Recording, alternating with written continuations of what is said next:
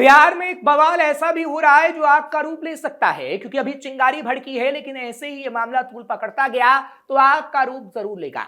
हम बात कर रहे हैं बिहार के रोहतास मामले की, क्योंकि रोहतास मामले में जब से तेजस्वी ने इंटरेस्ट लिया तभी से ये समझ में आ गया कि ये मामला इतनी आसानी से तो थमने वाला नहीं है। इस मामले ने ऐसे गड़े मुर्दों को उखाड़ा है जिसके बाद बिहार के हालात बिगड़ सकते हैं। सवाल है कि क्या अगर ऐसा हुआ तो इसके कसूरवार तेजस्वी यादव होंगे? नमस्कार, कैपिटल टीवी का खास शो विभाग सवाल देख रहे हैं आप। मैं हूं आपके साथ हर्ष भारद्वाज। बिहार के रोहतास में चर्चित चंदेश्वर चौधरी हत्याकांड के बाद हुए हिंसक उपद्रव का मामला अब एक बार नए विवाद को जन्म देता नजर आ रहा है। दशकों बाद बिहार में रणवीर सेना अमर रहे का नारा गूंजा, जिसके बाद कई बड़े सवाल खड़े हो रहे हैं। सवाल ये कि तेजस्वी नए विवाद की आग को भड़काना चाहते हैं। बिहार में क्यों लगा रणवीर सेना अमर रहे का नारा? अजित तिवारी के समर्थकों ने क्यों दिया अल्टीमेटम? रणवीर सेना की एंट्री से क्यों बढ़ी पुलिस की चुनौती? चंदेश्वर चौधरी हत्याकांड क्यों तूल पकड़ा? बिहार के रोहतास में चर्चित चंदेश्वर चौधरी हत्याकांड के बाद हुए हिंसक उपद्रव का मामला अब एक बार नए विवाद को जन्म देता नजर आ रहा है। हत्या के आरोपी अजित तिवारी के घर में आगजनी और तोड़फोड़ की घटना के बाद बड़ी संख्या में उनके समर्थक और शुभचिंतक बक्सर और भोजपुर से जोगिया गांव पहुंचे।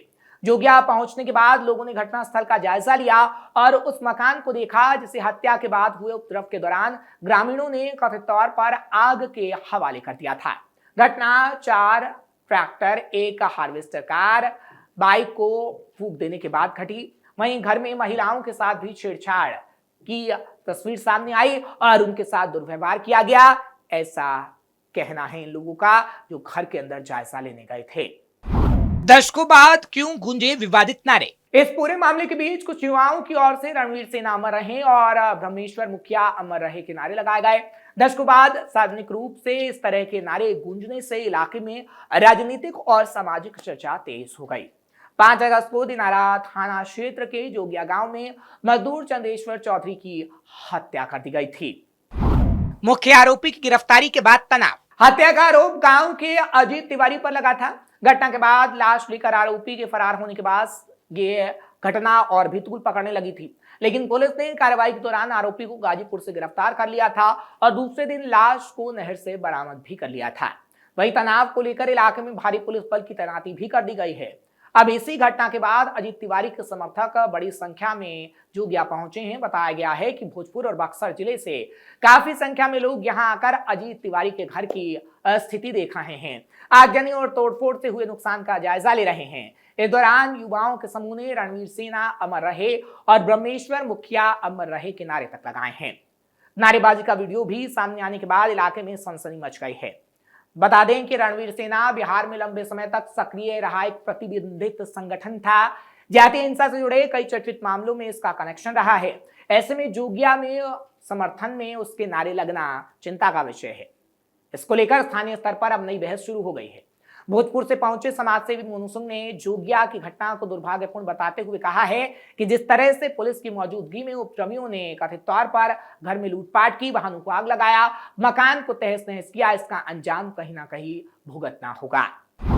तेजस्वी यादव कर रहे गंदी राजनीति। भोजपुर से पहुंचे समाजसेवी मोनू सिंह ने कहा है कि अगर कोई दोषी होता है तो उसके समर्थन में 5 से 10 हजार लोग आ सकते हैं क्या? ये गांव के प्रतिष्ठित किसान हैं, लोगों की मदद करते हैं, उन पर झूठे आरोप लगाए जा रहे हैं। करोड़ों में मुआवजा मिलना चाहिए। जितना हो सके परिवार की सुरक्षा में पुलिसकर्मी तैनात रहने चाहिए। जोगिया गांव में फॉरवर्ड और बैकवर्ड की राजनीति होती रही है। तेजस्वी यादव यहां आकर गंदी राजनीति करते हैं। अब कोई गलती करेगा तो रणवीर सेना ईंट का जवाब पत्थर से देगी। मुखिया जी होते तो किसी ऐसी घटना के होने की किसी की हिम्मत नहीं होती कि वो कर देता। जोगिया की घटना से कौन से 2 बड़े सवाल उठे? बहरहाल जोगिया की घटना 2 अलग अलग सवालों को सामने ला रही है। पहला सवाल चंदेश्वर चौधरी की हत्या और उसके आरोपों के खिलाफ कानूनी कार्रवाई से जुड़ा है, जबकि दूसरा सवाल हत्या के बाद भी उपद्रव, आगजनी, तोड़फोड़ और लूटपाट में शामिल लोगों पर कार्रवाई का है। एक और मृतक के परिजन हत्या के मामले में न्याय की मांग कर रहे हैं। दूसरी ओर आरोपी के समर्थक उस घर में हुई आगजनी और तोड़फोड़ के लिए जिम्मेदार लोगों पर कार्रवाई की मांग कर रहे हैं। ऐसे में जोगिया की घटना अब सिर्फ एक हत्या का मामला नहीं रह गया, बल्कि इसके बाद की घटनाओं ने इसे सामाजिक और राजनीतिक रूप से भी संवेदनशील बना दिया है। सबसे ज्यादा चर्चा जोगिया में लगे उस नारे को लेकर है जिन्हें प्रतिबंधित संगठन रणवीर सेना और उसके प्रमुख महेश्वर मुखिया के समर्थन के नारे में लगाए गए। बिहार में जातीय संघर्ष के दौर की भयावह घटनाओं के कारण रणवीर सेना का नाम आज भी बेहद संवेदनशील माना जाता है। पुलिस प्रशासन के लिए कौन सी बड़ी चुनौती? ऐसे में लंबे अंतराल के बाद किसी सार्वजनिक घटनाक्रम में इस तरह से नारे सुनाई देना प्रशासन के लिए एक बड़ी चुनौती बिहार में माना जा रहा है। हालांकि इस पूरे घटनाक्रम को लेकर पुलिस और प्रशासन की ओर से आधिकारिक प्रक्रिया का इंतजार है। फिलहाल जोगिया गांव में हत्या के बाद उपजे तनाव, आगजनी और अब समर्थकों के जुटान ने पूरे मामले को और संवेदनशील बना दिया है। आने वाले दिनों में पुलिस की कार्रवाई और प्रशासन का रुख इस मामले की दिशा तय करेगा कि आगे क्या होगा। बिहार सरकार ने जुलाई 1995 में रणवीर सेना को पूरी तरीके से प्रतिबंधित कर दिया था। इस संगठन पर कड़े प्रतिबंध लगाने का मुख्य कारण लगातार बढ़ती हिंसक गतिविधियां और अवैध हथियारों का बड़े पैमाने पर इस्तेमाल था, लेकिन एक बार फिर से अब ये अपना सर उठा रहा है। बथानी टोला और लक्ष्मणपुर बाथे जैसे खौफनाक और बड़े नरसंहारों में इस गुट की सीधी संलिप्तता पाई गई थी। रणवीर सेना को लेकर क्या था विवाद? रणवीर सेना बिहार प्रांत का एक जातीय संगठन है जिसका मुख्य उद्देश्य बड़े जमींदारों की जमीनों की रक्षा करना हुआ करता था। रणवीर सेना की स्थापना 1995 में मध्य बिहार के भोजपुर जिले के गांव बेलापुर में हुई थी। इसकी स्थापना के पीछे की प्रमुख वजह बिहार के सवर्ण और बड़े मध्यम वर्ग के किसानों का भाकपा माले नामक नक्सली संगठन से त्रस्त होना था। वैसे माले जैसे प्रतिबंधित संगठन भी गरीबों की लड़ाई के लिए अपने आप को बताते थे, लेकिन किस तरीके से उनकी तस्वीर रही वो पूरा देश जानता है। अक्सर माले जैसे प्रतिबंधित संगठन किसी भी जमींदार के जमीन पर लाल झंडा लगा देते थे। उस किसान को धमकी दिया करते थे कि अगर वो वहां पहुंचा तो उसकी खैर नहीं। ऐसे में परेशान किसान किसी विकल्प की तलाश में था। किसानों ने सामाजिक कार्यकर्ताओं की पहल पर छोटी छोटी बैठकों के जरिए संगठन की रूपरेखा को तैयार किया और बेलाउर के मध्य विद्यालय प्रांगण में बड़ी किसान रैली का रणवीर किसान महासंघ के गठन का ऐलान किया गया। ये उस वक्त की बात है जब लालू प्रसाद यादव की सरकार थी। तब खोपिरा के पूर्व मुखिया परमेश्वर सिंह कई लोगों के साथ नजर आए थे, उनकी भूमिका नजर आई थी। इन लोगों ने गांव गांव जाकर किसानों को माले के अत्याचारों के खिलाफ उठ खड़े होने के लिए प्रेरित किया था। शुरू में इसके साथ लाइसेंसी हथियार वाले लोग ही जुटे थे, लेकिन फिर अवैध हथियारों का जखीरा भी जमा होने लगा। इस पर सवाल उठने लगे। भोजपुर में वैसे किसान आगे थे जो नक्सली की आर्थिक नाकेबंदी झेल रहे थे। जिस समय रणवीर किसान संघ बना उस वक्त भोजपुर के कई गांवों में भाकपा माले लिबरेशन के मध्यम और लघु किसानों के खिलाफ आर्थिक नाकेबंदी लगा रखी थी।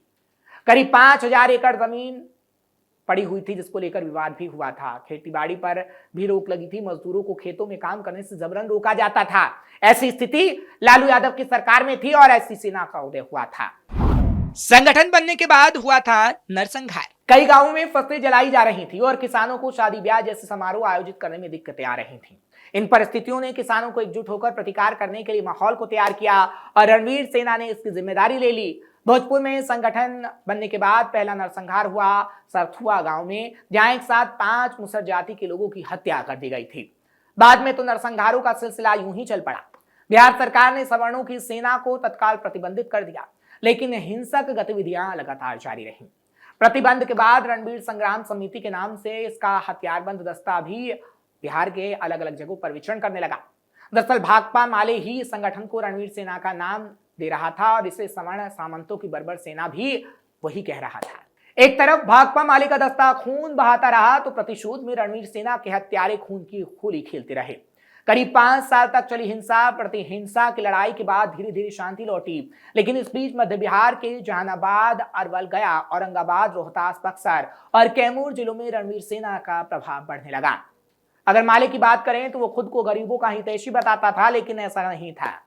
जब सवर्णों का अत्याचार गरीबों पर बढ़ा तो नक्सलियों ने उनका सहयोग किया और उनके हक दिलाने की कोशिश करने की बात भी सामने आई, लेकिन बिहार में नक्सलियों से भी बिहारवासी त्रस्त रहे और ऐसी सेनाओं से भी। कुल मिलाकर कहा जाए तो नक्सली और रणवीर सेना दोनों ने सरकार को सीधी चुनौती देते हुए अपने मामले अपने अपने तरीके से सुलझाने शुरू कर दिए थे, जिससे सरकार ने माले के बाद रणवीर सेना को भी प्रतिबंधित कर दिया था। प्रशासन के लिए चुनौतियां बढ़ी। बाद के दिनों में ब्रह्मेश्वर मुखिया द्वारा राष्ट्रवादी किसान महासंघ नामक संगठन का निर्माण किया गया। महासंघ ने आरा के रमना मैदान में कई रैलियां की और कुछ गांवों में बड़े बड़े सार्वजनिक कार्यक्रम हुए। जगदीशपुर के इचरी निवासी राजपूत जाति के किसान रंग बहादुर सिंह को इसका पहला अध्यक्ष बनाया गया। आरा लोकसभा सीट से रंग बहादुर सिंह ने चुनाव भी लड़ा और 1 लाख के आसपास वोट भी पाया।